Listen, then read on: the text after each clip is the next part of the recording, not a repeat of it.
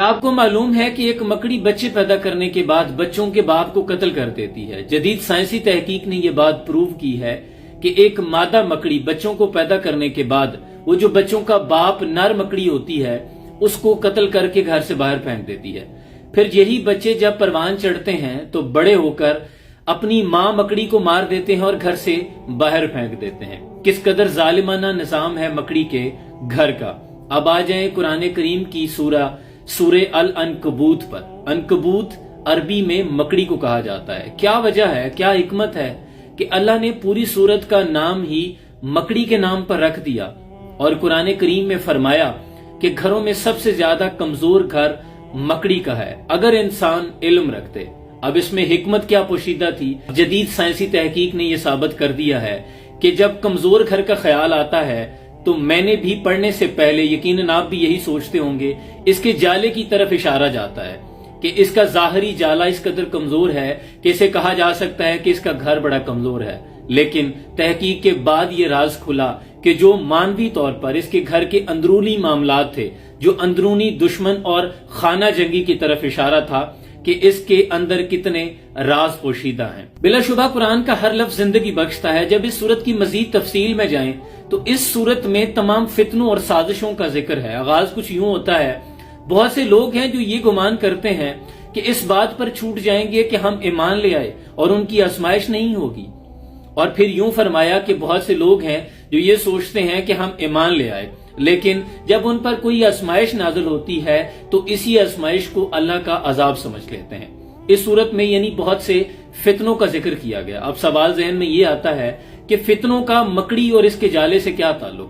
اس مکڑی کے جالے کو عام نہ سمجھے، اس میں بہت سے راز پوشیدہ ہیں۔ یہ مکڑی کا جالا اپنے دشمن کو کیپچر کرنے کے لیے ہنی ٹریپ بھی ہوتا ہے، اور اس کے جالے کا اشارہ زندگی میں ہمارے لیے بہت سی سازشوں اور فتنوں کی طرف اشارہ ہے کہ یہ زندگی اسی طرح الجھی ہے جس طرح ایک مکڑی کا جالا، اور مکڑی کی اپنی زندگی جس کے بارے میں آپ کو بتا چکا ہوں۔ اب سورہ نمل کی طرف چلیں، یعنی قرآن کی ایک ایک جو سورہ ہے اس میں کتنے راز پوشیدہ ہیں، اللہ نے نام بھی رکھا ہے تو کتنی حکمتوں کے ساتھ۔ سورہ نمل، نمل عربی میں چیونٹی کو کہا جاتا ہے۔ اب یہ بہت ڈیٹیل کے ساتھ ایکسپلینیشن ہے لیکن میں اختصار کے ساتھ تعارف کیے دیتا ہوں کہ جب حضرت سلیمان علیہ السلام اپنا لشکر لے کر نکلے، یہ قرآن کا ترجمہ ہے، تو ایک چینٹی دوسری چینٹی سے کہنے لگی کہ اپنے بلوں میں گھس جاؤ، حضرت سلیمان علیہ السلام کا لشکر آ رہا ہے، کہیں ایسا نہ ہو کہ تم رون دی جاؤ، یعنی مسل دی جاؤ۔ حضرت سلیمان علیہ السلام کو چونکہ زبانوں پہ عبور تھا، انہوں نے چینٹی کی آواز کو سن لیا اور اپنے لشکر کی ڈائریکشن کو چینج کر دیا۔ اب چینٹیوں کے پر جب ریسرچ کی گئی کہ ایک سورہ کا نام کیوں رکھ دیا گیا نمل، تو چینٹیوں کے بارے میں آتا ہے کہ ان کو بارش ہونے سے پہلے ہی خبر ہو جاتی ہے کہ بارش ہونے والی ہے، یعنی یہ ہوا میں نمی کے تناسب کو کیلکولیٹ کر لیتی ہیں، اور اسی سسٹم سے کاپی کیا گیا ہمارا جو نظام ہے جس کے تحت ہمیں بتایا جاتا ہے کہ بارش کی پریڈکشن ہے، بارش ہونے والی ہے۔ اس سسٹم کو ہائیڈروفالی کہتے ہیں جو چینٹی کے اندر موجود ہے، اور چینٹی جب راستے میں چلتے ہوئے آپ نے دیکھا ہوگا کہ چینٹی دوسری چینٹی کے منہ کے ساتھ منہ جوڑ کر آگے گزر جاتی ہے، یعنی یہ بات بھی نہیں کرتی، اس کے منہ کے اندر سے ایک سلائیوا سا نکلتا ہے، ایک مواد نکلتا ہے جو دوسری چینٹی کے منہ پر یہ مل دیتی ہے، اس میں ایک کوڈڈ میسج ہوتا ہے، دوسری چینٹی اسی میسج کو سمجھ آتی ہے کہ وہ چینٹی کیا کہنے والی تھی۔ یعنی یہ قرآن کی جو سورہ ہیں اس میں اس قدر حکمتیں پوشیدہ ہیں کہ انسان کی عقل دھنگ رہ جائے، اسی لیے حکم دیا گیا کہ غور و فکر کیا کرو، غور و فکر کے ساتھ قرآن کو پڑھا کرو۔ لیکن ہمارے معاشرے میں ہمیں بچپن سے یہی بتایا گیا کہ قرآن کو پڑھنے سے ثواب ملتا ہے، ایک حرف کے بدلے 10 نیکیاں ہیں، اتنا پڑھیں گے تو اتنا ثواب ہوگا۔ علماء حضرات ہمیں یہ تو بتاتے ہیں کہ حضرت یوسف علیہ السلام بہت حسین تھے، لیکن یہ نہیں بتاتے کہ وہ کون سی معاشی پالیسی تھی کہ 7 سال مصر کو قحط کا سامنا تھا لیکن ایک بھی بچہ بھوک سے نہیں مرا۔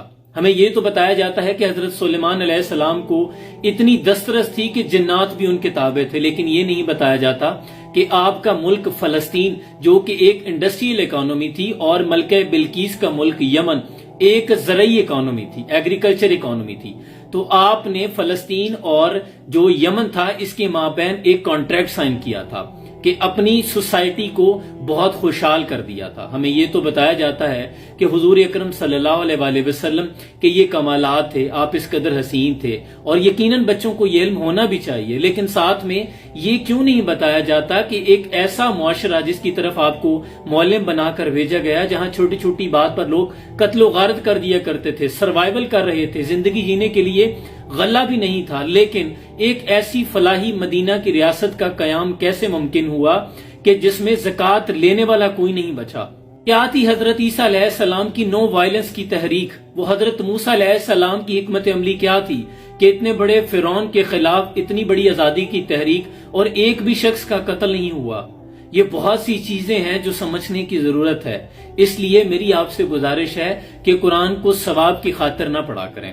ثواب تو آپ کو ملے گا ہی. جیسے آپ ایک کمرہ بناتے ہیں تو کھڑکی اس نیت سے رکھا کریں کہ مجھے یہاں سے اذان کی آواز آئے گی. ہوا تو آپ کو آنی ہے. آپ کو نیتوں کا ثواب ملے گا کہ میں نے قرآن کو سمجھنا ہے، پھر اپنی زندگی میں اس کو امپلیمنٹ کرنا ہے. جیسے حضرت اشفاق فرماتے ہیں کہ اگر کسی فیصلے کی گھڑی آ جائے، نوبت یہاں تک آ جائے کہ آپ کو قرآن پہ ہاتھ رکھ کے فیصلہ کرنا پڑے، تو پھر قرآن پہ ہاتھ رکھ کے فیصلہ نہ کیا کریں، قرآن کو کھول لیا کریں. آپ کو قرآن بتا دے گا کہ فیصلہ کیسے کرنا ہے. تو اس کا ایک ایک لفظ انسان کو زندگی بخشتا ہے. جب آپ سمجھ کر پڑھیں گے تو پھر یہ آپ کے ذہنوں پر بھی، آپ کے اعصاب پر، آپ کے دلوں پر بھی اثر کرے گا. اقبال کہتے ہیں تیرے دل پر نہ ہو جب تک نزول کتاب، گراں کشا ہے راضی نہ صاحب کشاف. جب تک یہ قرآن تیرے دل پر نزول نہیں کرتا تب تک تو تفسیر رازی کا مطالعہ کر، تفسیر کشاف کا مطالعہ کر، تجھے کچھ سمجھ نہیں آئے گا. افسوس ہمارے معاشرے میں جب کوئی مرنے کے قریب ہوتا ہے تو روح اٹک جاتی ہے، تو کہتے ہیں اس کے سرانے سورہ یاسین پڑھو تاکہ اس کی روح آسانی سے نکل جائے. وہ قرآن جس سے ہم نے زندہ رہنا اور جینا سیکھنا تھا، ہم نے اسی قرآن سے مرنا سیکھا. اللہ کریم سے دعا ہے اللہ ہمیں قرآن کو صحیح معنوں میں پڑھ کر پھر تحقیق کر کے سمجھنے کی توفیق عطا فرمائے اور اس پر پھر عمل پیرا ہونے کی بھی توفیق عطا فرمائے. بہت سا پیار، سلام پہنچے.